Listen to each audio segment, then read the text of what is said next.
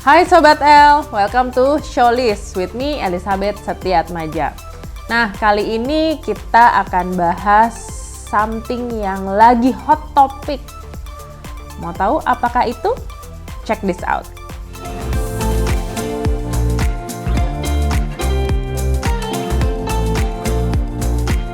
Stay tuned. Ya, kalian benar sekali. Kita akan bahas mengenai stock split BCA. Kalau ngeliat wajahnya udah langsung tahu ya, pasti topiknya mengenai itu. Oke, nggak sabar kan Sobat L? Yuk kita tanya-tanya mengenai stock split BCA.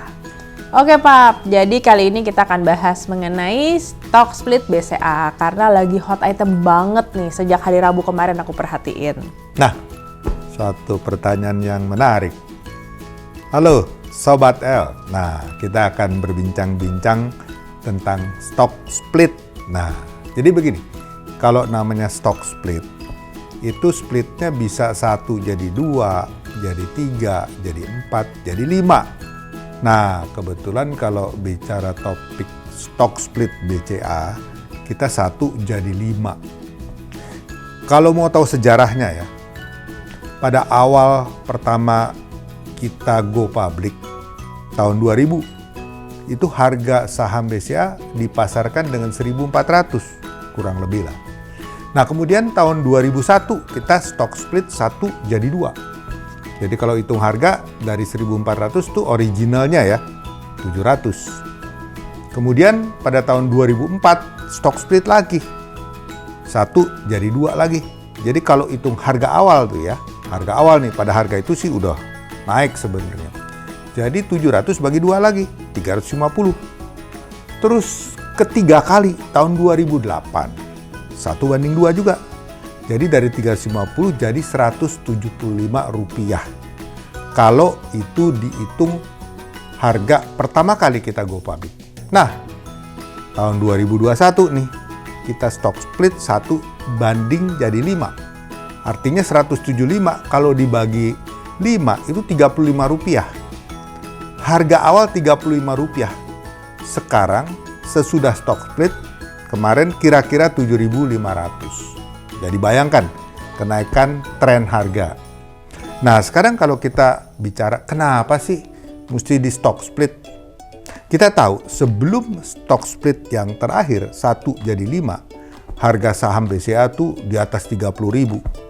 Bahkan waktu koreksi besar-besaran pada waktu awal COVID, paling rendah itu kalau nggak salah 26.000. Tapi itu nggak lama, langsung naik lagi ke 30 ribuan, sekitar 35 ribuan terakhir. Nah, untuk para investor kakap, investor luar negeri, pensiun fund, asuransi, itu nggak ada masalah harga segitu. Tapi kasihan dong teman-teman investor retail, kan kok mahal banget ya kalau beli 1 lot 100 saham udah jutaan harus bayar. Nah sebab itulah kita coba support supaya ini dapat kesempatan juga nih investor retail, investor kecil, para milenial. Ini penting sekali kan untuk belajar investasi di saham. Sebab itu kita bagi jadi 5. Nah yang harga 35.000 sekarang 7.000. Harusnya 7.000, tapi hari pertama stock split itu udah naik ke 7.400 pembukaan, bahkan sampai 8.250, lalu turun lagi stabilize di 7.500. Hari berikutnya 7.750 kira-kira. Nah, sekarang kalau kita lihat harga ini terjangkau. Tapi teman-teman sekalian harus ingat juga, saham BCA itu dikuasai bukan hanya investor retail, tetapi investor asing, investor institusi, banyak pemodal-pemodal besar juga sudah menginvest. Nah, mereka itu yang kita katakan mengerti sekali akan fundamental. Jadi, mereka sudah incer pada harga berapa, ini bisa jadi kemahalan. Ya, jadi kalau harga naik itu normal.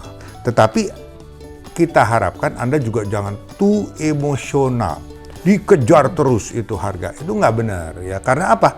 Karena banyak investor besar yang siap take profit. Kalau harga hitungan mereka, bayangkan kalau 8.000 kali 5 itu 40.000. Padahal sebelumnya paling tinggi 35.900. Jadi kalau terlalu tinggi juga, mereka langsung take profit. Nah, ini harus diwaspadai. Bahwa long term performance saham-saham yang fundamentalnya bagus, itu memang trennya akan naik. Slowly but sure aja gitu. Ya, naik turun harian itu normal. Tetapi nggak bisa juga dipacu terus sampai setinggi-tinggi langit ya. Jadi Anda harus rasional, harus cool kata orang ya.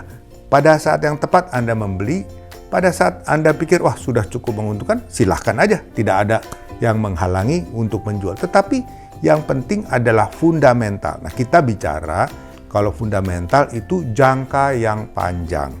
Dan selama ini sejak tahun 2000 di mana BCA pertama kali go public itu sudah berlipat kali harganya.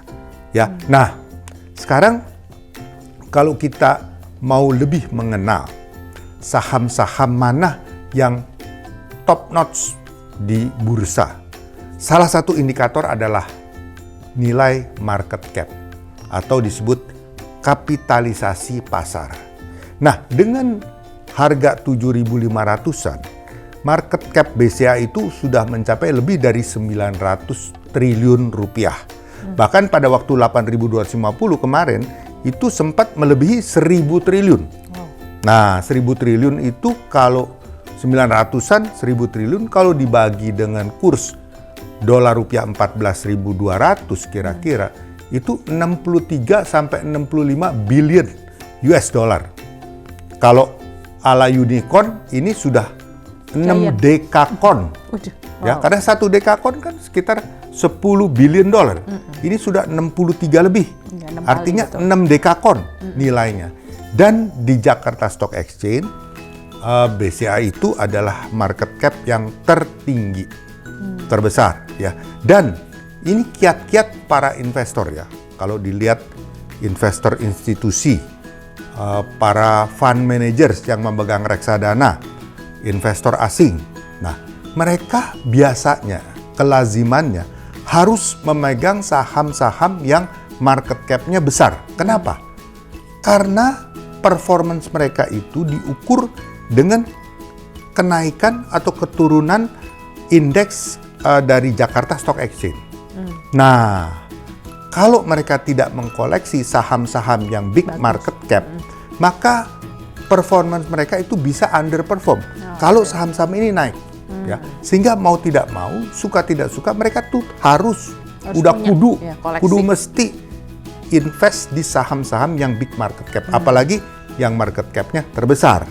Nah, sehingga semua fund manager biasanya memiliki portfolio itu, ya. Dan ini menyebabkan bahwa saham yang big market cap tersebut itu lebih favorite. Ya, jadi kalaupun misalnya nih ada suatu, katakanlah kan sekarang kita bicara di US akan dilakukan tapering sejak November sampai tahun depan. Kemudian kemungkinan price war atau dari disebut juga trade war, China dengan USA ya. Kemudian kita lihat juga misalnya harga-harga komoditas yang meningkat tinggi gitu ya. Ada orang bicara kalau sampai amit-amit terjadi third wave daripada COVID misalnya, itu tidak akan menghindarkan seluruh saham akan turun. Termasuk yang market cap besar itu akan turun. Tapi begitu kondisi normal, yang paling cepat naik itu adalah yang market cap besar. Karena mereka takut, waduh kalau saya tunggu lama-lama ketinggalan kereta istilahnya. Jadi mereka buru-buru langsung buyback lagi apa yang sudah mereka jual sebelumnya. Jual sementara doang deh. Betul. Lagi, gitu. Jadi ini suatu keharusan mereka untuk mempunyai koleksi big market cap.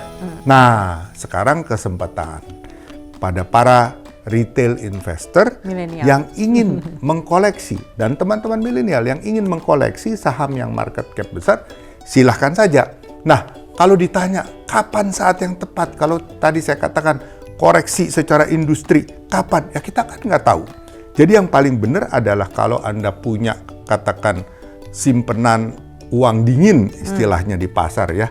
Misalnya 100 gitu ya, apa 100.000, 100 juta, 100 apa terserah gitu ya. Nah, mungkin 10%-nya Anda mulai secara rutin menabung saham. Nabung saham. Berapapun harganya Anda koleksi. Karena untuk jangka panjang, Ya. saham-saham big market cap itu pasti secara Slowly but bertahap sure naik akan lagi. slowly but sure naik. Ya.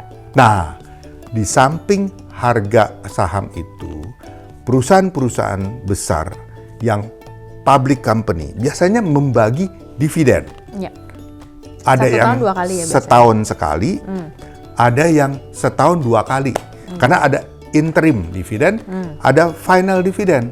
Oke. Nah, interim dividen kalau di BCA ya, biasanya sekitar November-Desember lah. Jadi udah deket nih sebenarnya. Sebulan lagi kita untuk gajian. interim dividen. Nah, di samping itu, nanti pada sekitar bulan April, Mei, pada saat RUPS diumumkanlah final dividen. Ya, jadi Nah, setahun 2 kali ya. ini juga salah satu ciri di mana investor asing suka. Saham-saham yang suka bagi dividen. Murah hati dan tidak sombong. Betul, karena profit yang didapat itu sebagian di-share kembali kepada para pemegang saham. I see. Dibandingkan perusahaan yang tidak pernah bagi dividen. Oke. Ya, jadi hanya mengandalkan capital gain saja, harga naik turun. Tapi kalau ada dividen, di samping ada capital gain, Dapat setiap lagi ekstra. tahun dapat 2 kali setoran. Iya. Nah, ini Gajian apa nggak lumayan menarik ya, gitu bonus kan? tahunan. Nah, ini yang membuat saham-saham seperti ini akan menjadi saham-saham Sangat-sangat menarik. favorit. Iya. Nah, dengan penjelasan yang cukup panjang ini, mungkin teman-teman Sobat L sedikit banyak bisa mengerti kenapa dilakukan stock split, lalu bagaimana prospek dari stock split, kapan saat yang tepat untuk membeli, kapan saat yang tepat untuk koleksi secara rutin. Ya, sehingga pada saatnya nanti investasi Anda itu terus bisa mendapatkan suatu hasil yang positif, dan namanya nabung itu selalu disiplin dan harus tekun. Setiap bulan terus dilakukan itu. Dan setia selalu dan Setia itu selalu. tidak akan ada matinya ya. Namanya menabung, pada suatu saat Anda perlukan ya silahkan aja dijual, dicairkan ya. Ya. Tetapi kembali sesudah itu jangan lupa menabung lagi gitu.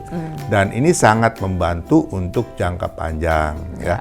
Jadi untuk cerita tentang stock split secara garis besar seperti itu, mudah-mudahan bisa memberikan pencerahan kepada Anda semua, teman-teman Sobat L yang tercinta. Luar biasa Sobat L, penjelasan tentang stock split BCA singkat, padat, jelas kan? Nah, jadi balik lagi ke Sobat L, apakah Anda ada uang dingin saat ini? Terus bingung mau ditaruh di kulkas yang mana? Nah, boleh dimasukin ke stock split BCA, ke saham BCA. Pastinya untuk belajar menabung, dan yang pasti harus komitmen dan setia. Ya, itu kata kuncinya. Sekian pembahasan kita mengenai stock split BCA hari ini. Sampai jumpa di Showlist minggu depan. See you!